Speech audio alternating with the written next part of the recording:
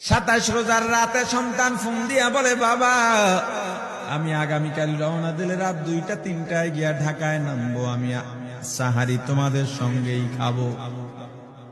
মা বসে আছে, মায়ের সন্তানের বাবাও বসে আছে, সন্তান আসবে। রাত্র 2টা-3টা হয়ে গেছে, সাহারির সময় হয়ে গেছে, সন্তানের খবর নাই। শেষ টাইমে মা বাবা সাহারি খেয়ে ফজরের নামাজ পড়ে দরজার মধ্যে অপেক্ষা করতেছে, সন্তানের খবর নাই। 8টা, 9টা, 10টা বেজে গেছে, মায়ের মনটার ভালো লাগে না।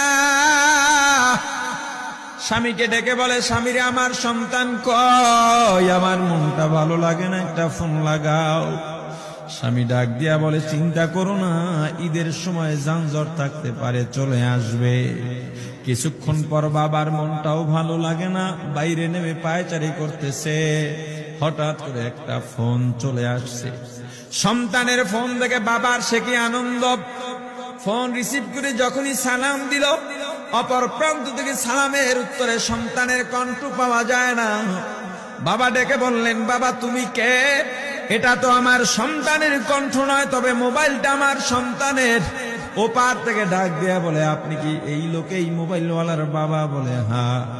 আপনি এখনো বাড়িতে কি করেন? আপনার যেই সন্তান ঢাকা থেকে গাড়ি নিয়া 2500-এর দিকে রওনা দিয়েছিল, ওই গাড়িটা 2500 পৌঁছতে পারে নাই। পথিমধ্যে সংঘর্ষে রাস্তার মধ্যেই অনেকগুলো মানুষ মারা গেছে, অনেক যুবকও তার মধ্যে আছে। রাস্তার পাশে সাদা কাপড় দিয়া ঢাকা। দেখেন আপনার সন্তান এই লাশের মধ্যে আছে কিনা। মোবাইলটা আমি রাস্তার পাশে পড়ে পাইলাম। বাবা পাগলের মতো একটা দৌড় দিছে।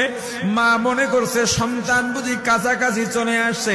অন্যান্য সন্তানদের ডাক দেয়া বলে, তোরা কে, কোথায়, এদিকে আয়, তোদের ভাই বুঝি কাছাকাছি আসছে। আমার কলিজার টুকরা সন্তান।